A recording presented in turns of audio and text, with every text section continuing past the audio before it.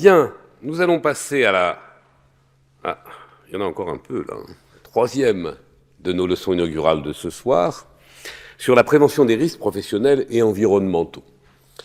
Alors cette prévention des risques professionnels et environnementaux, c'est l'histoire d'une longue évolution du CNAM, d'action dans ce domaine, de l'hygiène et la sécurité au départ, en passant par la sécurité et la santé au travail, pour arriver aujourd'hui à cette prévention des risques professionnels et environnementaux.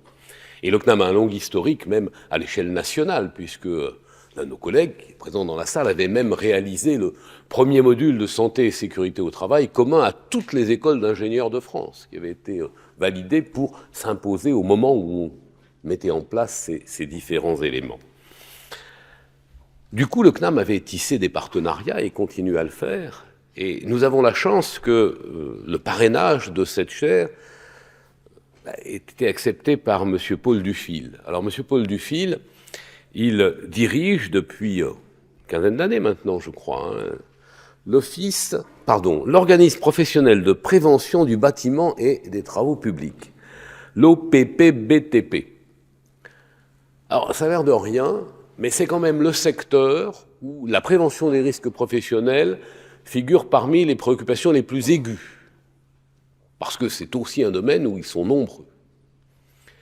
Et ce que montre votre parrainage, monsieur, et votre profil, c'est que vous êtes arrivé à ces fonctions, à cette mission, en fait, de faire de la prévention des risques professionnels, après une combinaison à la fois d'expérience pratique industrielle et aussi de pilotage de politique publique et d'orientation de politique publique, ce qui montre bien qu'on est au cœur de ces deux dimensions quand il s'agit de prévention des risques professionnels et environnementaux. Alors comme les politiques publiques, c'était en plus dans le département où je réside, je ne peux qu'avec plaisir vous accueillir ici pour vous inviter à venir nous présenter notre nouveau professeur.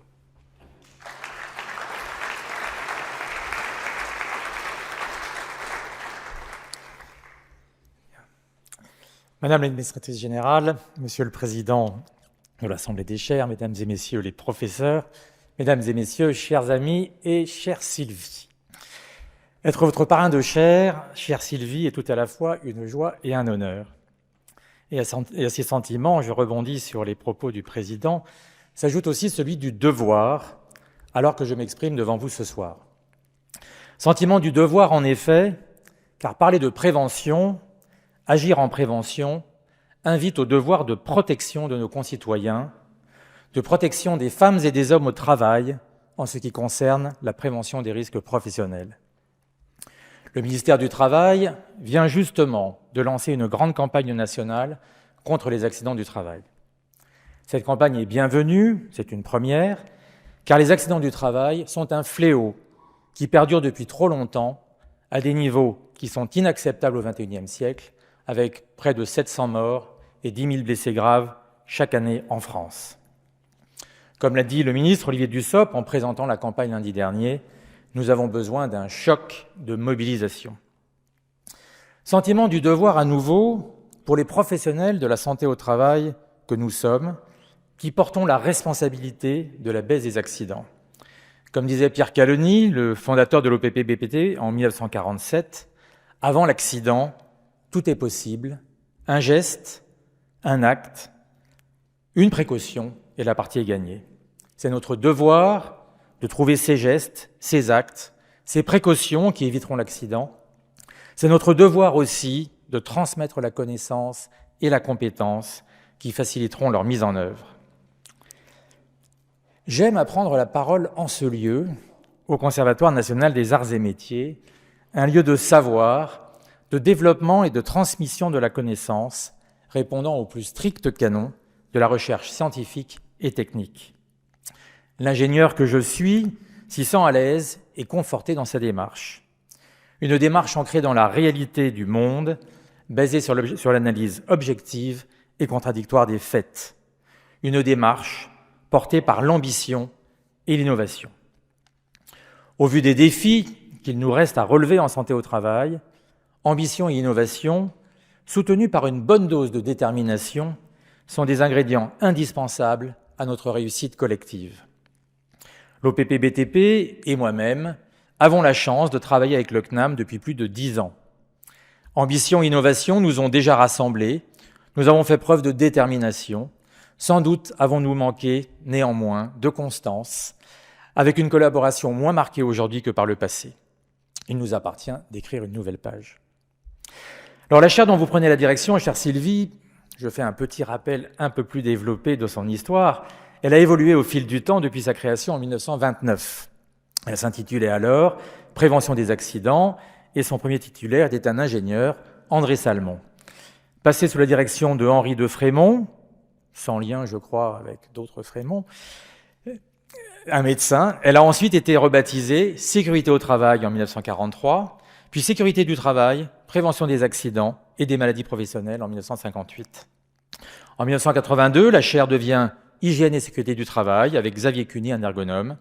Et en 2001, avec William Dabb, médecin et épidémiologiste, elle s'ouvre au champ de la santé et ne se restreint plus au seul champ du travail, sous l'appellation Hygiène et santé. Le nouvel intitulé de la chaire, Prévention des risques professionnels et environnementaux, n'est pas là pour céder aux dernières modes. Il souligne les interactions innombrables et incontournables entre travail, santé et environnement et invite à les découvrir. L'approche transversale que vous proposez de mener, chère Sylvie, répond bien aux enjeux de la prévention. En plus du lien entre prévention et performance, que l'OPP-BTP et le CNAM portent ensemble depuis plus de 10 ans, nous croyons à la primauté de la conception intégrée, selon laquelle tout procédé, tout processus, tout équipement ou machine doit être « safe by design », comme disent nos amis anglo-saxons. Le rôle de l'ingénieur, du concepteur, est clé dans cet objectif, qu'il soit spécialiste du BTP, en robotique et génie industriel, en matériaux nouveaux et procédés innovants, qu'il s'occupe de mobilité ou de transition durable, et tout autant d'économie industrielle, notion dans laquelle j'englobe le BTP et qui permet de boucler avec les enseignements du CNAM sur prévention et performance. Cette large mobilisation que vous proposez de mener, chère Sylvie, répond au besoin impératif de développer la recherche en prévention des risques professionnels et environnementaux. L'approche multidisciplinaire est incontournable, que ce soit pour l'identification des risques nouveaux et des solutions de prévention adaptées, par exemple avec les innombrables nouveaux procédés, matériaux, substances chimiques et mélanges utilisés dans le monde du travail. Que ce soit en sciences humaines pour mieux comprendre les déterminants de la mise en sécurité des personnes, en sciences sociales pour faire évoluer le lien malheureusement trop réel entre précarité et sinistralité, ou que ce soit en sciences de gestion, pour renforcer auprès des parties prenantes les arguments économiques incontournables d'une prévention alliée de la performance.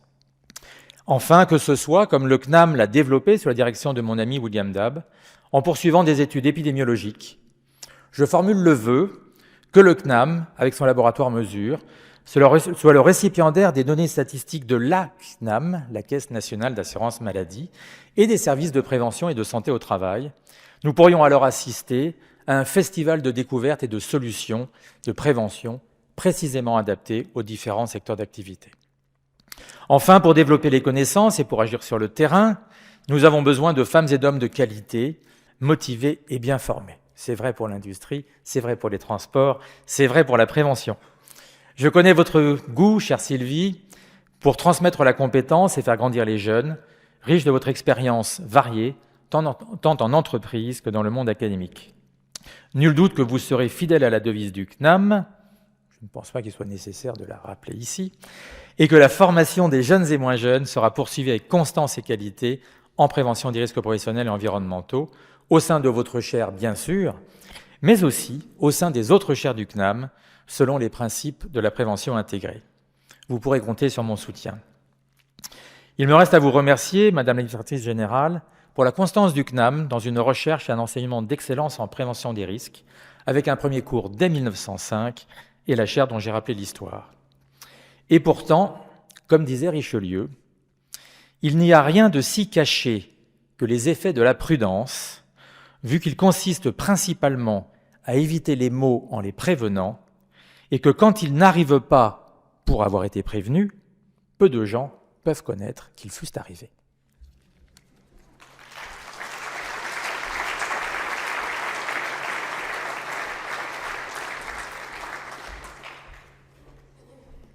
Merci, Monsieur le Directeur Général, pour ces mots très forts et ce rappel si détaillé de l'histoire de ce discipline et de ce champ de métier au sein de notre établissement. Je vais maintenant passer la parole à notre collègue Sylvie Znati. Alors, un mot tout de même. Après cette expérience industrielle dans des groupes d'envergure sur la prévention des risques, Total, Eiffage, dans le BTP bien sûr aussi, mais aussi EDF, donc des domaines extrêmement variés, je crois que c'est important de souligner que nous avons avec toi un professeur qui bien sûr connaît, comme il vient d'être rappelé, particulièrement bien son domaine d'activité et connaît particulièrement bien les besoins professionnels dans ce domaine, mais aussi connaît elle-même ce qu'est la formation continuée tout au long de la vie. Car je crois que c'est un point important de dire que tu es ingénieur en sécurité sanitaire du CNAM, au travers de la formation continuée tout au long de la vie. Et c'est une dimension qui, je crois, vis-à-vis de nos élèves, est extrêmement importante, que nous sommes finalement assez peu nombreux à pouvoir incarner. En tout cas, moi, je ne le peux pas. Je te passe la parole.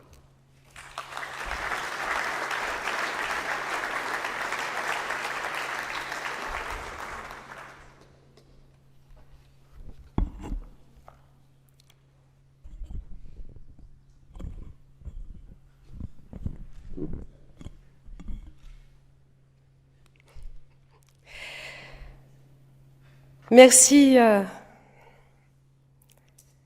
merci cher Paul pour cette introduction et votre soutien. Madame l'administratrice générale, chère famille, chers collègues, chers amis, mesdames, messieurs qui me faites l'honneur d'être là ce soir, merci. L'émotion va passer. Je suis Sylvie Znati, titulaire de la chaire prévention des risques professionnels et environnementaux, comme ça a été annoncé. Et je suis moi-même ingénieure du CNAM. Et s'il y a bien quelqu'un dont le CNAM a changé la vie, pour reprendre l'un de ses slogans, je pense que je l'incarne bien. J'ai travaillé dans de nombreux domaines, mais effectivement, celui dont j'ai le plus œuvré, c'est celui de la prévention. Prévention de la sécurité au travail, préservation de l'environnement. Et dans cette expérience, j'ai vu à quel point cette prévention et les préventeurs étaient souvent négligés. C'est ce qui m'a motivée à me perfectionner dans le domaine. Et le CNAM m'a appris que la prévention n'est pas naturelle. Elle nécessite des efforts, des connaissances techniques. La prévention n'est pas un discours, c'est une pratique et une exigence forte. Comme vous l'avez dit, cher Paul, cette chaire s'inscrit dans la longue histoire du CNAM et je suis fière d'être là ce soir parmi vous, même si les défis sont grands, mais le futur s'annonce passionnant. Alors, si j'ai bien compris le rituel de ces leçons inaugurales, il s'agit de montrer les enjeux de mon domaine, du domaine de ma chaire et de vous expliquer son importance. Je vais le faire, bien sûr. Mais, Madame l'administratrice générale, vous nous avez demandé que ces leçons inaugurent 2 écoles dont vous avez souhaité la création, l'école de la transition écologique et l'école de l'énergie. Alors j'ai décidé de faire autrement. Et puisque le hasard m'a placé en dernier de ces 6 leçons inaugurales, je préfère vous expliquer en quoi et comment la prévention des risques professionnels et environnementaux concerne chacun de ces 5 collègues qui m'ont précédé. Je vais reprendre chacun de leurs domaines et vous dire en quelques mots, vous brosser les impacts sanitaires et environnementaux qui les concernent et vous dire en quoi la science de la prévention permet leur maîtrise.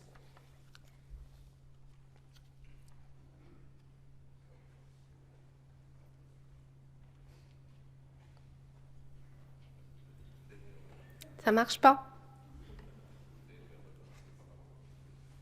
Bon. Petite souris.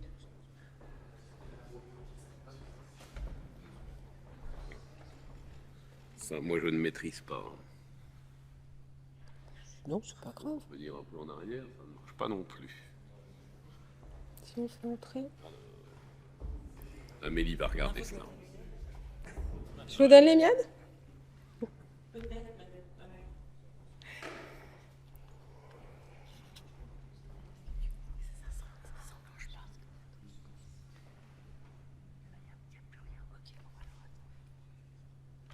Un petit bug. Ah oui, c'est carrément tout bugué.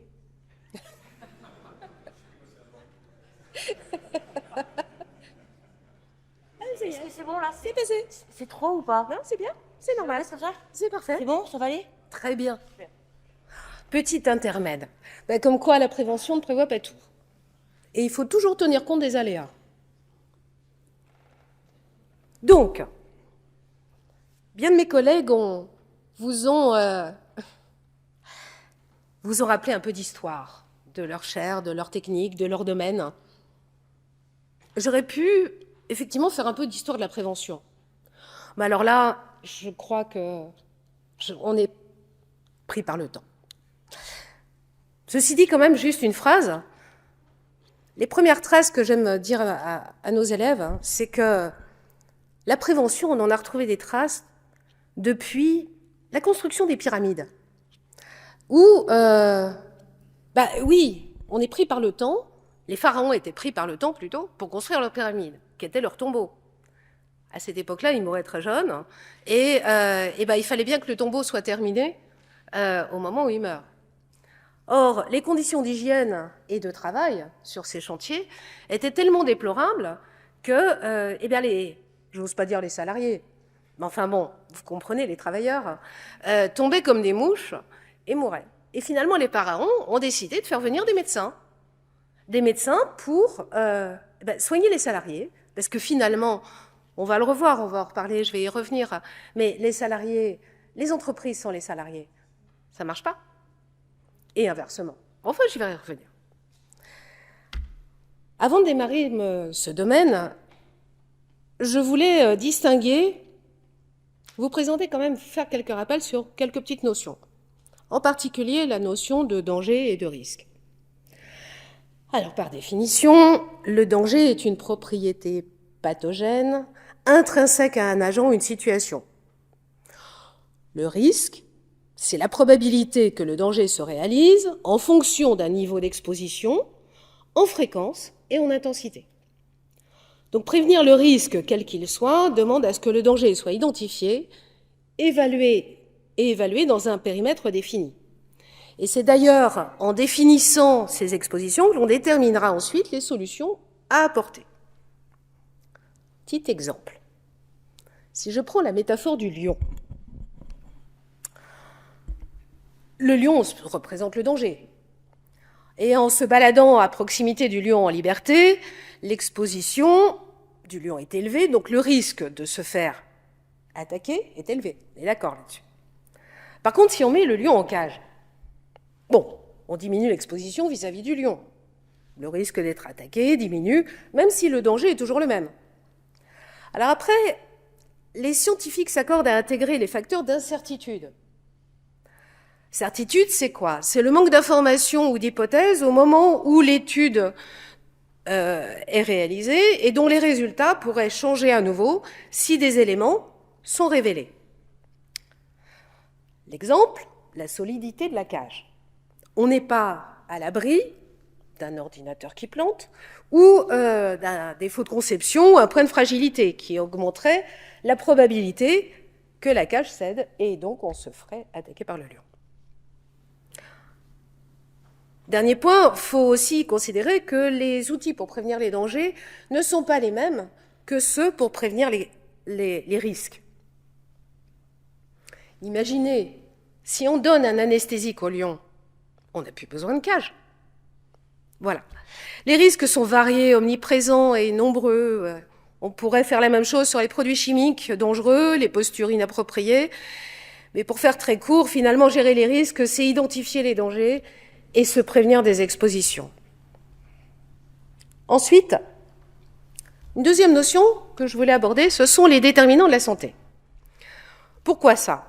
Parce que schématiquement, c'est comment une position socio-économique peut jouer sur la santé. Alors, ouais.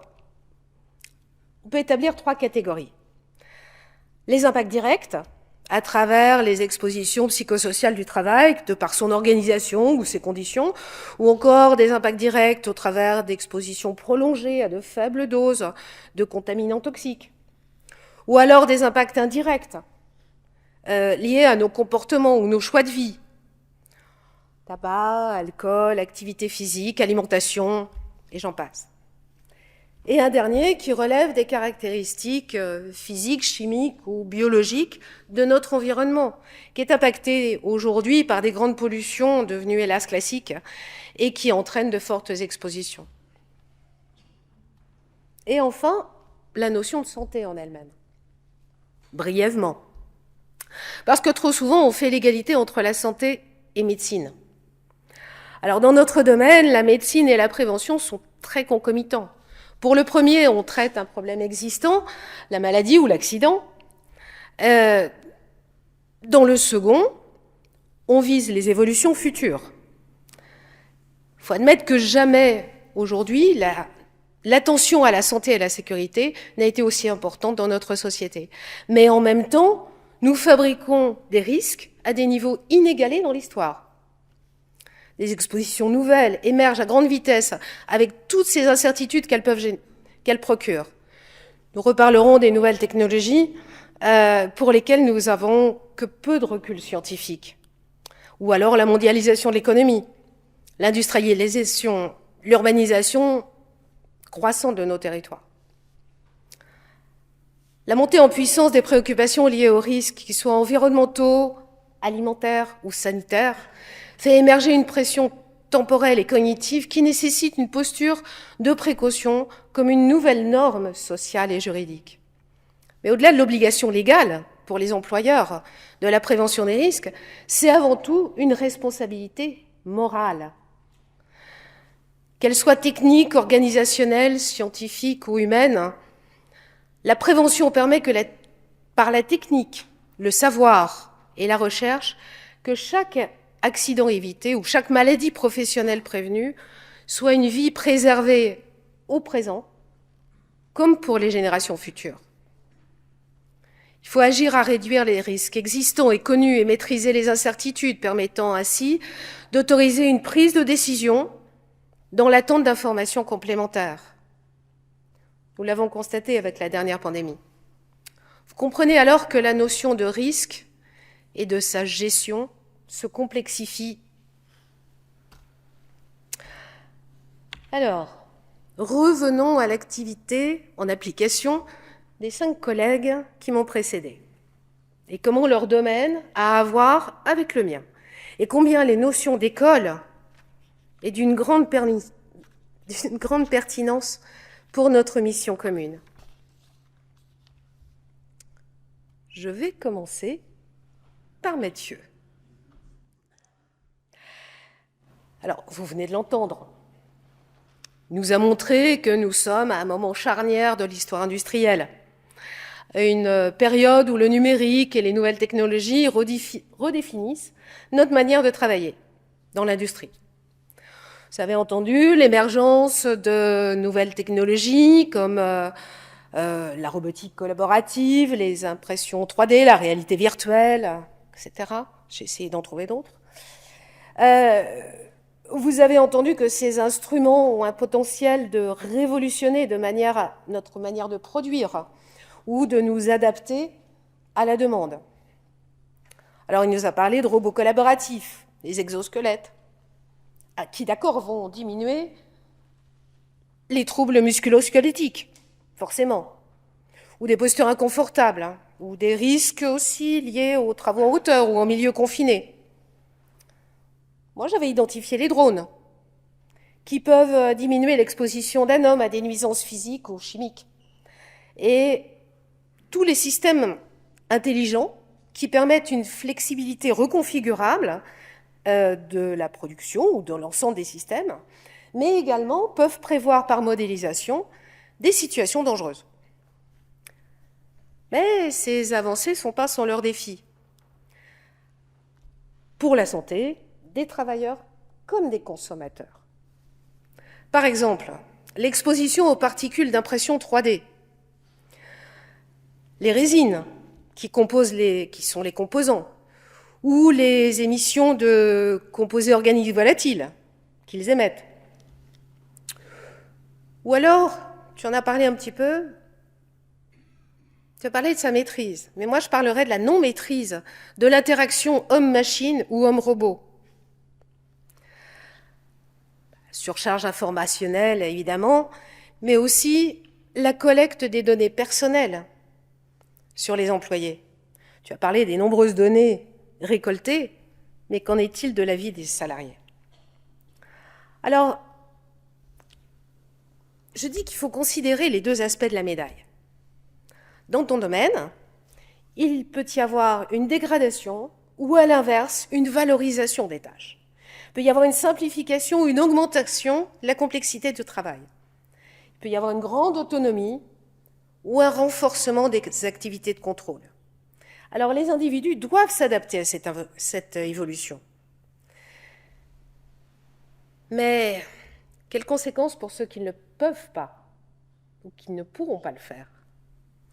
Ces opportunités et ces défis extraordinaires, n'oublions pas que c'est notre responsabilité collective de s'assurer que toutes ces transformations profitent à tous. J'en viens à la chaire de mon collègue Stéphane Delalande sur les matériaux avancés. Une fois encore, nous sommes à l'aube d'une nouvelle ère technologique. Les secteurs potentiels d'application sont énormes et d'une portée sans précédent. Ils vont essentiellement révolutionner de nombreux secteurs, offrant des matériaux moins chers, dotés de propriétés innovantes et respectueux pour l'environnement.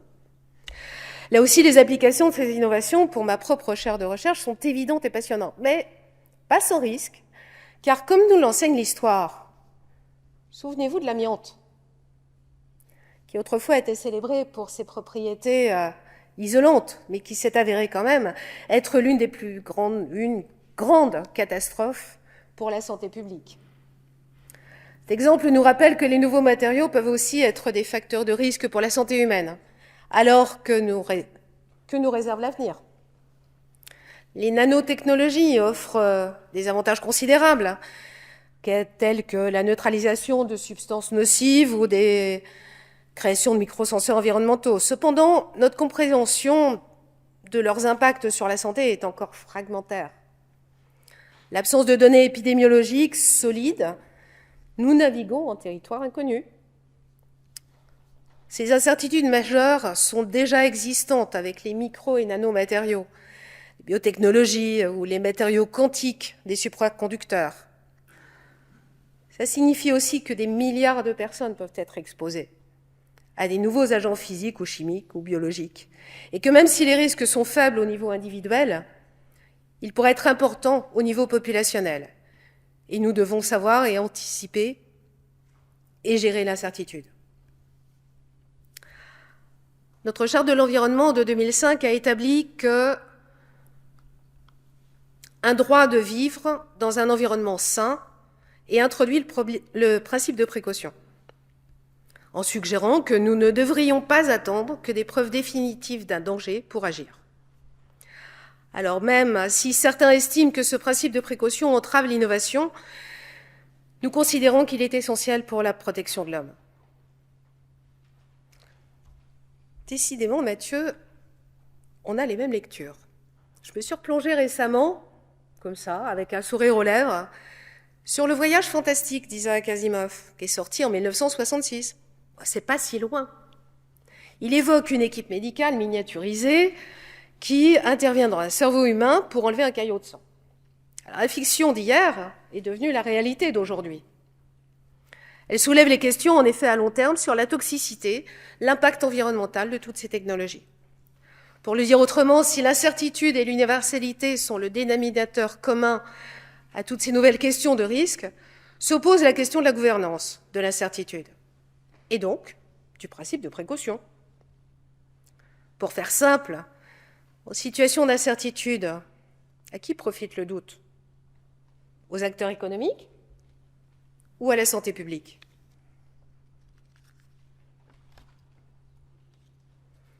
Je continue avec les mobilités et transports de mon collègue Antoine Frémont. La nécessité de réduire notre empreinte carbone est plus pressante que jamais. C'est aujourd'hui une évidence. Mais tous ces changements, ça nécessite des changements de paradigme de nos modes de vie, de nos modes de mobilité, qui suscitent des réserves au sein de la population. Et même si les décideurs estiment que des désagréments et risques induits sont visibles, là où au contraire les bénéfices pour la santé sont invisibles, c'est alors que les outils et approches d'analyse et de quantification de gestion des risques permettent de rendre visibles ces bénéfices et donc de prendre des décisions plus éclairées. Prenons le cas de la décarbonation des transports urbains. Les nouvelles infrastructures et aménagements, comme les zones de rencontre ou les couloirs de bus, créent de l'ambiguïté. Le risque est visible et connu. Conflit d'usage, parfois risque d'accident augmenté. Et les bénéfices sanitaires sont, eux, moins perceptibles. Pourtant, de nombreuses études d'évaluation des risques et les méta-analyses qui les résument sont sans équivoque sur la réduction de la pollution atmosphérique, mais aussi et surtout sur les bénéfices forts de l'activité physique qu'ils génèrent. Marche, vélo, trottinette. Les éléments scientifiques disponibles suggèrent que les politiques publiques qui favorisent ces types de mobilité ont des bénéfices sanitaires attendus qui sont du même ordre de grandeur que les politiques ambitieuses en matière de santé publique. Sur le sujet connexe de la piétonisation des centres-villes, elles sont souvent critiquées au titre qu'elles déplaceraient le trafic et la pollution vers des périphéries, exposant des populations riveraines à un accroissement et leur exposition aux polluants. Or, là encore, les méthodes d'évaluation des risques sanitaires s'accordent à considérer que ces politiques ont au contraire un effet bénéfique en réduisant les inégalités sociales de santé, en permettant par ailleurs d'identifier les conditions permettant de mettre en place des interventions plus équitables. Au sein de notre laboratoire Mesure, nous utilisons ces méthodes sophistiquées pour cartographier et analyser les risques associés et leurs enjeux. En opposition de tout cela, nous sommes face à un accroissement de besoins énergétiques alors que le contexte de production est déjà tendu pour tout ce qui est véhicules électriques. Également, la question du démantèlement et du recyclage induit. Aujourd'hui, nous ne savons que peu recycler les batteries à grande échelle.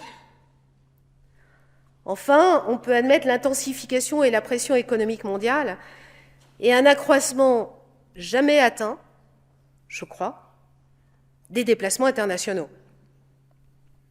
Donc alors que nous nous efforçons de créer un système de transport durable, la question demeure: comment les politiques publiques équilibrent les avantages environnementaux et la qualité de vie quotidienne avec les risques potentiels face aux pressions économiques mondiales? Je ne parle même pas de géopolitique. J'en viens à la chaire Jean-Baptiste Say de mon collègue Sébastien Jean. J'ai trouvé la définition de l'économie industrielle qui dit qu'elle a pour objectif d'évaluer la performance des marchés en termes d'efficacité et le bien-être collectif. Bien souvent, l'entreprise est abordée au travers de ses caractéristiques techniques. C'est une organisation dont le but est de produire des biens ou des services. Pour faire cela, elle combine des facteurs de production, tels que la force de travail, le capital, les facteurs matériels et les facteurs immatériels, savoir-faire, connaissances, etc. Cependant, pardonnez-moi de rappeler cette évidence, mais la santé de l'économie dépend de la santé des hommes qui vont la faire fonctionner, et réciproquement. L'industrialisation du XIXe siècle était liée à l'amélioration de l'espérance de vie, mais comportait également des conditions de travail épouvantables et des pollutions dont nous devons gérer le lourd héritage aujourd'hui. Depuis la fin du XXe siècle, et encore plus aujourd'hui, la notion de bien-être collectif est devenue prédominante au regard des salariés. La notion de qualité de vie au travail, d'équilibre vie privée, vie professionnelle, droit à la déconnexion, santé mentale sont des évidences. Cependant, on retrouve à nouveau ce double visage de l'économie industrielle et de la santé. Dans une étude de Malakoff Humanis en 2022, environ un tiers des salariés se disent impactés dans leur santé par un épuisement et une fatigue excessive. 41% d'entre eux se déclarent stressés, et ce chiffre augmente pour les managers. L'OMS fait d'ailleurs le rapprochement entre qualité de vie et performance des entreprises. Je pourrais poursuivre avec beaucoup de statistiques et sur de nombreux points.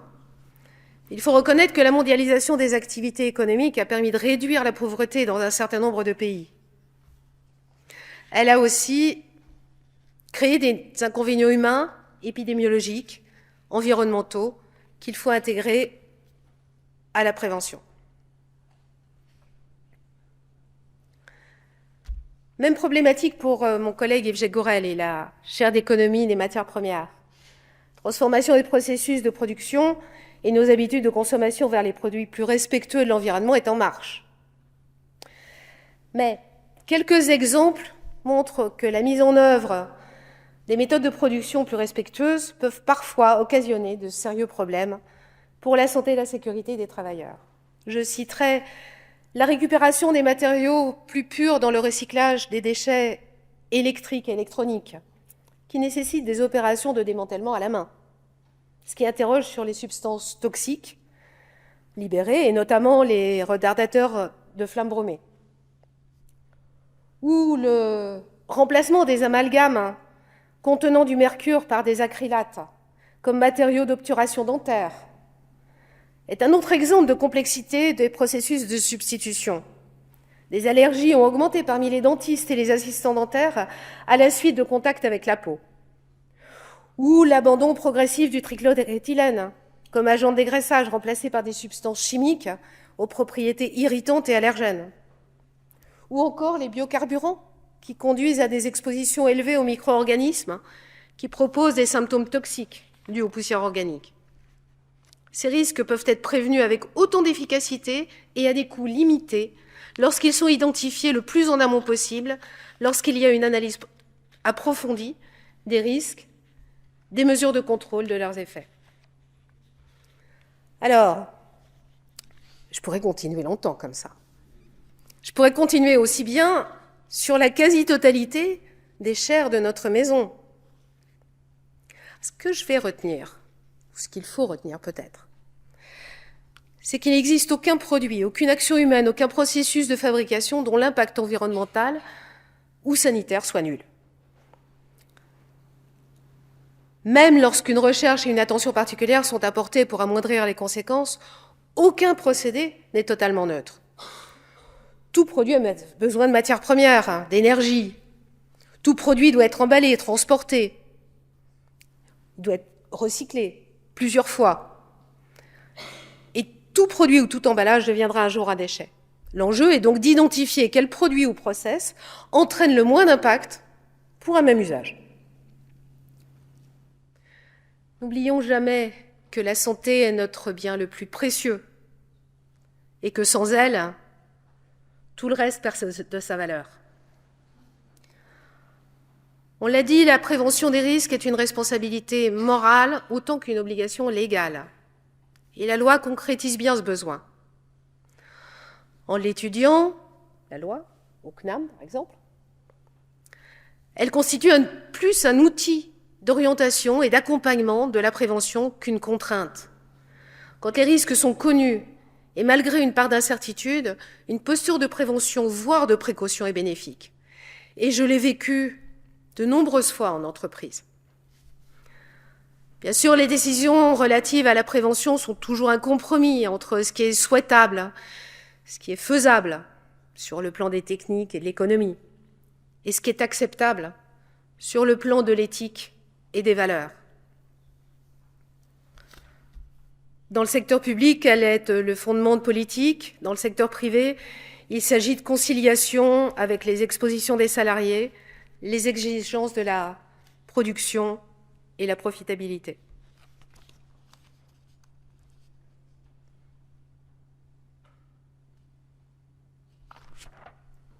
J'avais oublié de tourner la slide. Quelles en sont les implications ? La première implication est pédagogique. Au-delà de tous nos enseignements techniques, professionnels pour les auditeurs ou les jeunes étudiants du Bac+1 au doctorat, en passant par le titre d'ingénieur, je veux proposer une UE transverse qui sera à disposition des certificats, des diplômes et titres de notre établissement. Nous y ferons prendre conscience des enjeux sanitaires des différents domaines, les outils d'évaluation des risques sanitaires communs à toutes nos formations. D'ailleurs, c'est ce que recommande le plan santé-travail porté par la Direction générale du travail ou encore le plan national santé-environnement porté par le ministère de Santé et des Transitions écologiques. Tout également, comme au niveau plus international encore, le principe de One Health de l'OMS. La deuxième application est scientifique. Comme je l'ai indiqué, il y a une course de vitesse entre la diffusion des nouvelles technologies et notre capacité d'en évaluer les bénéfices et les risques pour la santé. De nombreux domaines ou spécialités nous fournissent des outils, mais ceux-ci doivent être intégrés dans un ensemble global. La modélisation mathématique et statistique, le traitement des données massives, les algorithmes de l'intelligence artificielle nous offrent des opportunités considérables. Toute innovation ne constitue pas un progrès. Le progrès, c'est ce qui permet d'améliorer de façon durable nos conditions de vie sur Terre. Ce sont des travaux de ce type que développe le laboratoire Mesure, que dirige Laura Temim. Merci Laura. En apportant une réponse opérationnelle à des enjeux de sécurité sanitaire par une approche quantitative et populationnelle en s'appuyant sur l'épidémiologie et la biostatistique. Il réalise des modélisations mathématiques et statistiques, des simulations informatiques pour proposer et évaluer des stratégies de contrôle des risques sanitaires. C'est une grande chance d'en faire partie et je dis mon estime à cette formidable équipe expérimentée d'enseignants-chercheurs, de professeurs associés et de doctorants. La troisième application est relative à la diffusion scientifique et technique. Fidèle à son histoire, le CNAM doit offrir à toutes et à tous les éléments de connaissance et d'analyse pour que chacun des citoyens soit correctement éclairé. Nous avons un lien fort avec les entreprises, on en a déjà parlé, tout autant qu'avec les acteurs publics, auprès de qui nous apportons régulièrement résultats de recherche et expertise, ainsi qu'accompagnement. Nous organisons des conférences, des webinaires, des MOOC, des forums, et tel est le rôle de notre chaire ainsi que de celui de notre chaire partenariale Entreprises et Santé. Celle-ci est portée par Malakoff Humanis et dirigée par Anne-Sophie Godon, que je remercie pour son implication et son dynamisme. Enfin, compte tenu de l'importance du secteur du BTP et du rayonnement international, en particulier des industries françaises, nous allons poursuivre notre développement et identifier les besoins auxquels un partenariat avec d'autres chaires du CNAM pourrait répondre, et cela bien sûr en étroite intelligence avec l'OPP-BTP. Actuellement, la recherche en santé-travail est surtout tournée vers l'identification des facteurs de risque plutôt que sur l'évaluation de l'efficacité des actions de cette prévention. C'est ce à quoi ce partenariat devrait se consacrer prioritairement. Pour l'État comme pour les entreprises, la prévention des risques est considérée comme un coût, comme une dépense improductive, réglementairement imposée. On réagit face à un accident, à une catastrophe, à un événement choquant, plutôt que d'investir en amont. D'ailleurs, si j'ai demandé à Paul Dufil de me faire l'honneur d'être à mes côtés ce soir, c'est pas seulement en tant que dirigeant de l'OPP-BTP. C'est aussi et surtout parce qu'il est un avocat talentueux de la prévention et de la santé au travail. Et c'est aussi parce que sous son impulsion, les premiers travaux français mesurant les retours sur investissement des actions de prévention ont été menés par Philippe Amsalem, que je salue et remercie d'accepter de participer à nos enseignements. Ce débat est large, varié, transverse, passionnant. J'espère l'avoir brièvement illustré dans cette leçon inaugurale.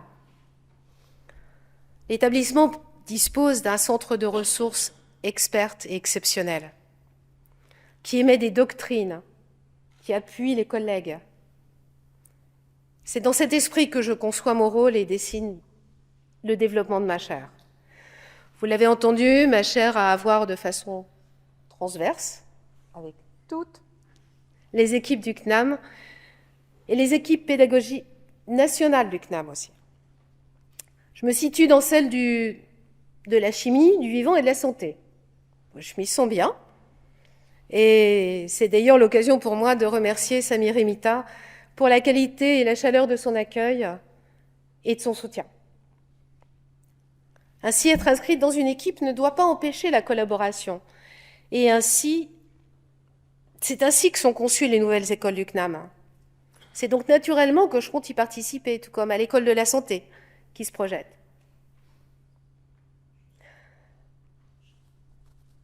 Dans la magnifique histoire sur le livre du CNAM, Dans le magnifique livre sur l'histoire du CNAM, d'Alain Mercier, il y a un chapitre très intéressant consacré à l'hygiène et à la sécurité.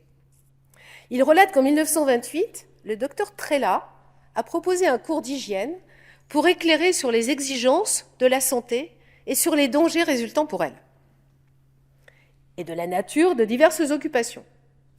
Le ministre du Commerce, qui exerçait la tutelle du CNAM, refusa, au motif que le sujet ne semblait pas rentrer dans les missions du conservatoire. Le ministre ajoutait également qu'il revenait à chaque professeur de dispenser les conseils d'hygiène relatifs à leur mission. Vous l'avez dit, il a fallu attendre 1901 pour que soit créé le cycle de conférences sur la prévention des accidents, 1905 pour initier le cours d'hygiène industrielle et 1929 pour la création de la chaire dont j'ai la fierté d'être l'héritière. Le CNAM a été pionnier pour la prévention des risques industriels. C'est un si long chemin, parfois en retard par rapport à la réalité des dangers et des risques, mais la détermination et l'assiduité à préserver, persévérer, sont les caractéristiques de chacun d'entre nous, ici au CNAM. L'abbé Grégoire nous a montré le chemin, que la connaissance et la formation sont les clés pour adapter les compétences d'aujourd'hui aux besoins de demain. J'espère vous avoir éclairé sur la prévention et les risques comme le seul moyen de garantir un avenir sûr et durable pour tous. Les défis d'aujourd'hui sont immenses, mais ils sont aussi l'occasion de repenser nos actions. La chaire de prévention des risques professionnels et environnementaux, en lien avec les écoles des transitions écologiques et de l'énergie, jouera un rôle moteur dans cette démarche. Et je vais clore cette leçon en citant également Pierre Caloni, qui disait que les pionniers de la prévention ont eu assez de raisons pour croire à leurs rêves et assez de courage pour entreprendre de les réaliser. Je vous remercie de votre écoute.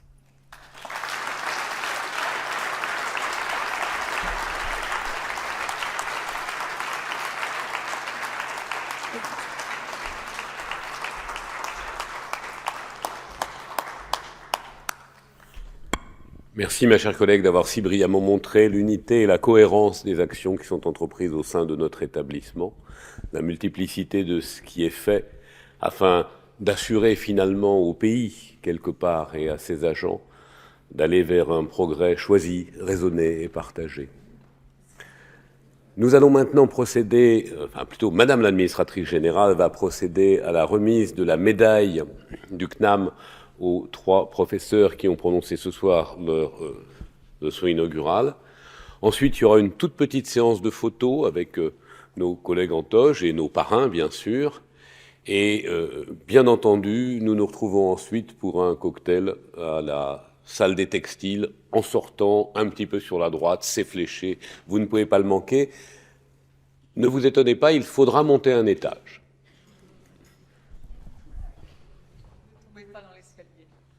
Oui, il y a un ascenseur pour ceux qui en ont besoin, mais on les accompagne.